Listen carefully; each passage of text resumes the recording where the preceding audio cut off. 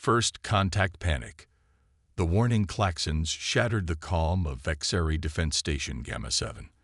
Officer Liddick's six-fingered hands trembled as they moved across the sensor console, recalibrating for the third time. The readings couldn't be right. They just couldn't. "Confirm your findings, officer," Commander Zerl said, his voice unnaturally calm despite the tension visible in the rigid set of his shoulder plates. Liddick's voice cracked. "Confirmed, Commander. Energy signature matches known human warship patterns. Size and configuration suggest a Titan-class vessel. Estimated arrival at our defense perimeter in 8 hours." The command center fell silent. 20 Vexeri officers froze at their stations, the blue glow of their monitoring screens reflecting off their pale, scaled faces. Everyone knew what a human warship meant. Zerl's inner eyelids flicked rapidly, the only outward sign of his distress. "Show me." The main view screen flared to life, displaying the long-range scanner output. A red dot moved steadily toward their homeworld, its trajectory unmistakable. Data scrolled alongside the image. Energy readings, mass calculations, weapons capability estimates, all pointing to one conclusion. Humans were coming. "Sound the planetary alert," Zerl ordered. "Begin civilian evacuation to the deep shelters. Activate all defensive platforms." As officers scrambled to comply, Zerl turned to his second-in-command. "Tresca, assemble the War Council. We have decisions to make." The station erupted into controlled chaos. Communications officers frantically relayed warnings to the planet below and to outlying colonies. Defense officers powered up weapon systems that hadn't been used in generations. Through the station's viewport, Zerl could see their homeworld. Vexer Prime, a swirling blue-green jewel against the blackness of space. How many of his people would survive if the humans attacked? The question haunted him as he made his way to the war room. The council chamber was a stark, circular room with a holographic display table at its center. 8 senior officers filed in, their faces grim. All had heard the news. "The human vessel will reach our outer defense grid in approximately 8 hours, Zerl began without preamble. "We must decide our course of action." Fleet Admiral Morax, an old warrior with battle scars crisscrossing his face, growled, "We strike first. Launch everything we have. The humans won't expect an immediate assault." "With respect, Admiral," said Strategic Officer Vila, "human weapons technology outclasses ours by at least 3 generations. The Battle of Proxima taught us that." The room darkened as holographic footage played above the table, recordings from the infamous Proxima encounter 15 cycles ago. 48 Vexeri warships against a single human cruiser. The battle had lasted less than an hour. Only 3 Vexeri ships returned. "So we just wait to die." Morax slammed his fist onto the table. "What about the sundering device?" suggested Defense Minister Kalen. "We've completed the prototype." The room fell silent. The sundering device was their greatest secret, a weapon of last resort designed to create a temporary rupture in spacetime. Anything caught within its radius would be shredded at the quantum level. "The device remains untested," Zerl said, "and deployment near our homeworld risks catastrophic damage to Vexer Prime itself." Commander Tresca brought up a planetary display. "Evacuation has begun. We estimate 40% population coverage in deep shelters within the next 6 hours." On screens around the room, they could see their people fleeing. Streets clogged with civilians carrying what few possessions they could. Parents clutching children. Emergency transports overflowing. Fear spreading like wildfire. The door to the council chamber slid open. Junior Officer Ilara stood in the doorway, her uniform slightly askew as if she'd been running. Barely 5 cycles out of the academy, Ilara specialized in xenolinguistics and cultural analysis, hardly a combat role. "Forgive the interruption, Commander," she said, bowing her head respectfully, "but I may have relevant information." Zerl nodded curtly. "Proceed." "I've been analyzing communication patterns from the human vessel." Ilara stepped to the table, interfacing her data pad with the holographic system. They've been broadcasting continuously since entering our star system. Threats? Morax asked. No, sir. It appears to be a standard greeting protocol. They're transmitting on multiple frequencies, multiple formats. Deception? Morax dismissed. Humans are cunning predators. Ilara's neck frills flared slightly, a sign of disagreement in Vexari body language. I studied human communication extensively. This follows diplomatic patterns, not military ones. The humans have never attempted communication before, Vila pointed out. Why start now? Ilara hesitated, then spoke words that sent shock waves through the room. What if they have, and we simply didn't recognize it? She brought up historical records, first contact incidents, early skirmishes, the Proxima disaster. In each case, human vessels transmitted for hours before engaging. We always interpreted these as targeting signals and attacked preemptively. Are you suggesting we started these conflicts? Morax's voice was dangerous. I'm suggesting a misunderstanding, Ilara replied steadily. A catastrophic one. Zeril studied the young officer. What do you propose? Let me take a shuttle to meet them before they reach our defense grid. Unarmed, with open communications. If I'm wrong, we've lost nothing but a shuttle and one officer. If I'm right, we may avoid unnecessary bloodshed. The War Council erupted into arguments. Some called it suicide, others treason. Some thought it worth trying, given the alternatives. Through it all, Zeril remained silent, weighing options against a rapidly dwindling time frame. Finally, he raised a hand, and the room quieted. Prepare a diplomatic shuttle, he ordered. Officer Ilara will attempt communication with the human vessel. As protests began anew, he continued, however, we will also prepare for the worst. The defense grid will remain active. Evacuation will continue. And he looked at Defense Minister Kalen.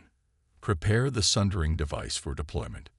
On the planet below, Maris hurried her 3 children through crowded streets toward the nearest shelter entrance. The eldest, Terrace, clutched a small memory crystal containing family histories. The middle child, Lauren, had brought nothing, choosing instead to help his mother with Kiri, the youngest, who didn't understand why everyone was so frightened.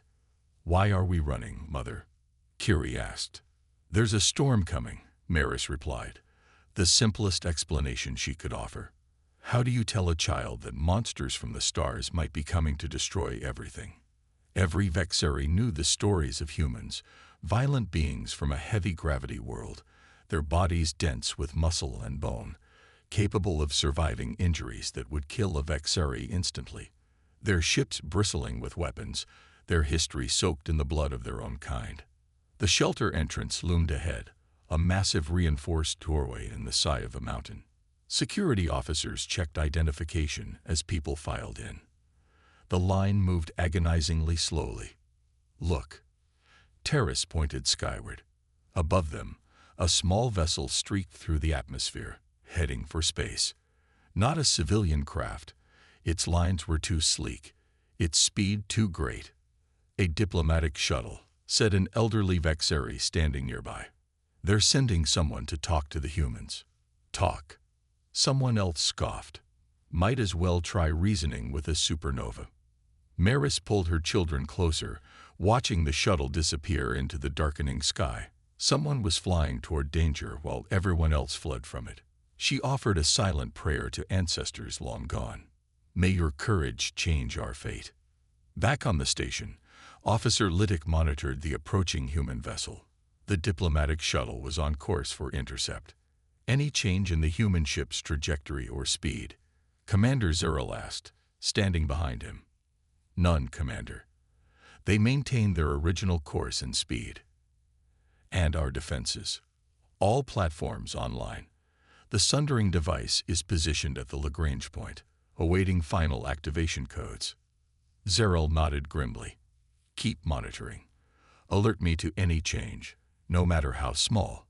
He turned away, walking to the viewport. Somewhere out there, a junior officer was flying toward the most dangerous species known to Vexari kind, armed with nothing but words and hope. Meanwhile, his finger hovered metaphorically over a button that could tear apart the fabric of space itself. 6 hours until contact. 6 hours that would determine the fate of his entire species. Officer Ilara's shuttle streaked through the void, leaving the safety of her world behind. The human vessel loomed ahead, growing larger with each passing minute. It was enormous, at least 20 times the size of the largest Vexeri cruiser. Vexeri diplomatic shuttle to human vessel. She transmitted both in her native language and in the human standard she had studied. I come unarmed, seeking peaceful dialogue. Her scanners indicated weapon systems on the human ship, many of them, but none showed signs of charging or targeting locks. That was something, at least. As the distance closed, Ilara could make out details of the massive ship. Its hull was dark, almost black, with sharp angles unlike the smooth curves of Vexeri design. Running lights pulsed along its length in patterns she couldn't decipher. Most prominently, emblazoned on its side in luminescent material, were symbols she recognized as human writing. Her translator program worked to decipher it. UNSC Mercy, an odd name for a warship, she thought. Her communication console chimed. They were responding. The truth revealed. Officer Ilara felt her heartbeat accelerate as her shuttle's communication system indicated an incoming transmission from the human vessel. This was the moment. First direct contact between their species that didn't involve weapons fire. Vexeri shuttle, this is Captain Elena Reyes of the UNSC Mercy, came a clear voice. We acknowledge your approach and welcome dialogue. Ilara was stunned to hear her own language spoken with only slight pronunciation errors. How was this possible?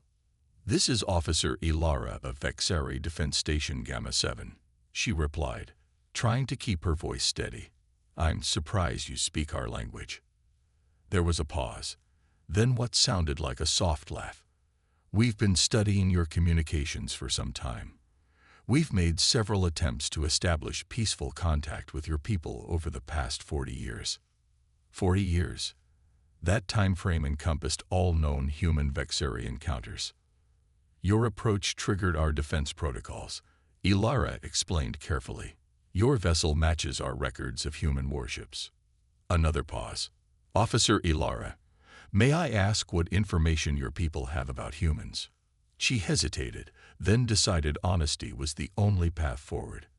That you are a warrior species with advanced weapons technology. That your ships have destroyed Vexeri vessels in multiple encounters. I see. Captain Rice's voice grew solemn. Would it surprise you to learn that from our perspective, those encounters began with unprovoked Vexeri attacks on our vessels? Ilara's frills flattened against her neck in distress. This matches our analyst team's recent theory. We believe there may have been misunderstandings. I'd like to show you something, if you're willing, Rice said. Our docking bay is open to your shuttle.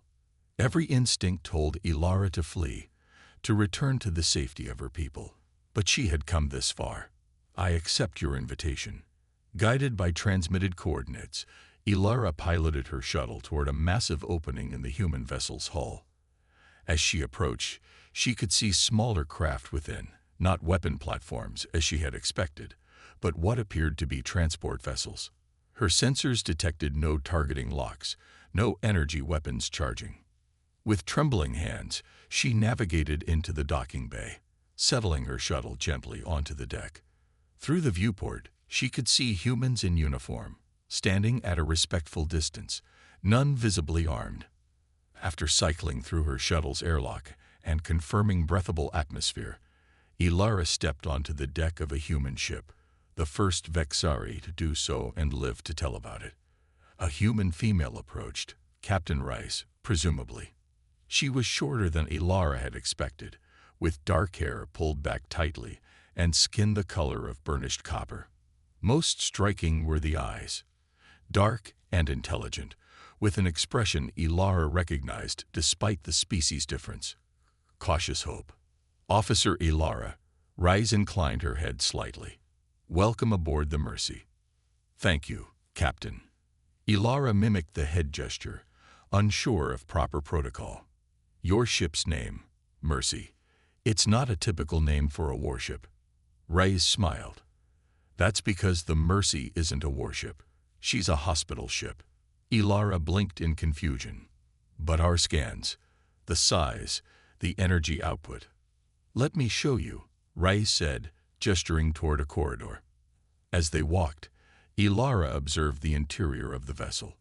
The corridors were wide and well-lit, nothing like the cramped utilitarian spaces of Vexari military vessels. Humans of various appearances moved purposefully about their tasks, some nodding respectfully as they passed.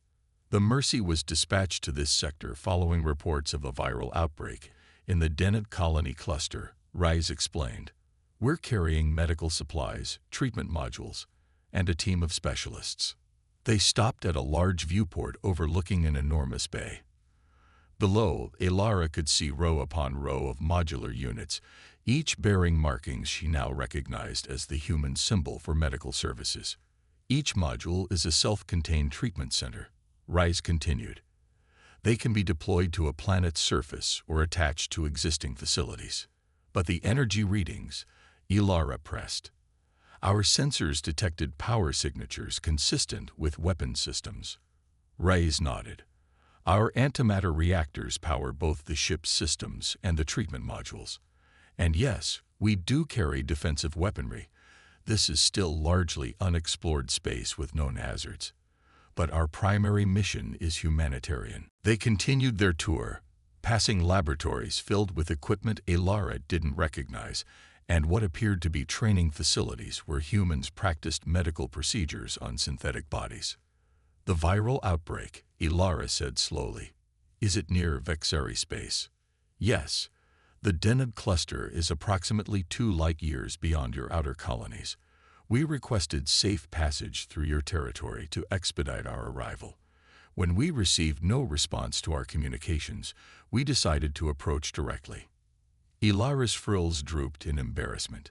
We interpreted your approach as hostile. We've begun planetary evacuations.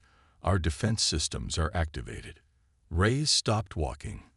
Then it's fortunate you came to speak with us when you did.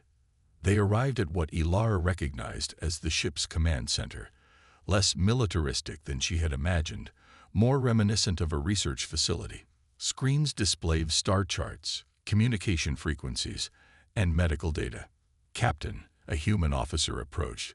We're picking up energy readings from near the Vexari homeworld, consistent with dimensional manipulation technology. The sundering device, Ilara whispered, horror flooding through her. Captain, I need to contact my command immediately. On Vexari Defense Station Gamma 7, Commander Zeril received the transmission with growing disbelief. A hospital ship, he repeated. You're certain? Completely, Commander. Ilara's voice came through clearly. I've toured the vessel personally. They're carrying medical supplies to colonies beyond our territory. They've attempted communication repeatedly. Zeril exchanged glances with the officers around him. The energy readings. Their power systems are advanced, yes, but weaponry is defensive only, and minimal relative to the ship's size. Commander, they've agreed to share their sensor logs of previous encounters. In each case, our vessels fired first. A cold weight settled in Zeril's stomach. How many lives have been lost to this misunderstanding? How close had they come to adding more? Deactivate the sundering device, he ordered. Stand down defensive platforms. Maintain evacuation procedures as a precaution, but advise planetary authorities of the situation update. Commander, Ilara continued, Captain Rice has offered medical assistance.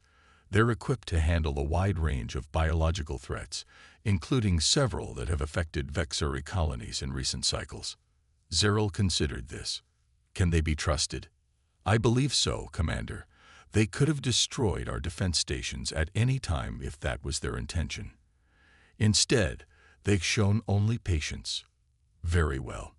Invite Captain Rice to send a delegation to Gamma 7. We'll establish proper diplomatic protocols. As the transmission ended, Zeril turned to find the War Council staring at him. A misunderstanding. Fleet Admiral Morax said quietly. All this time, we saw what we expected to see, Zorro replied. We interpreted their actions through the lens of our own fears. 3 days later, Officer Ilara stood in the Grand Assembly Hall on Vexor Prime. Beside her, Captain Reyes and a small delegation of human medical officers faced the Vexeri High Council. The vast chamber was packed with officials, citizens, and media representatives. High Counselor Verax spoke first. On behalf of the Vexeri people, I extend our profound apologies for our misinterpretation of your intentions. We have lived in fear of humanity for generations, based on encounters we now understand we precipitated. Captain Reyes stepped forward.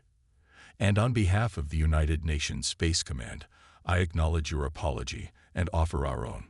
We failed to recognize the cultural and technological barriers to clear communication. Moving forward, we hope to establish proper protocols to prevent such misunderstandings. The formal speeches continued, but Ilara found her attention drawn to the faces in the crowd. Where days ago there had been terror, now she saw curiosity, relief, and cautious optimism.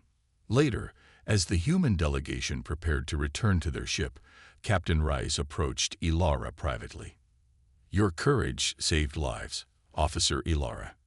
Had you not taken that shuttle, this story would have had a very different ending.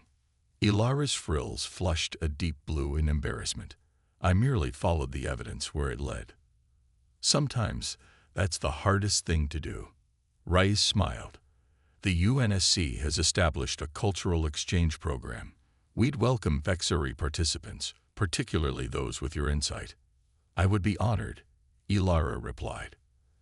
As she watched the human delegation depart, Ilara reflected on how quickly everything had changed. 3 days ago, they had been preparing for extinction. Now, they were planning cultural exchanges. On her datapad, a notification appeared. Her new assignment: liaison officer to the Human Diplomatic Corps, the first of her kind.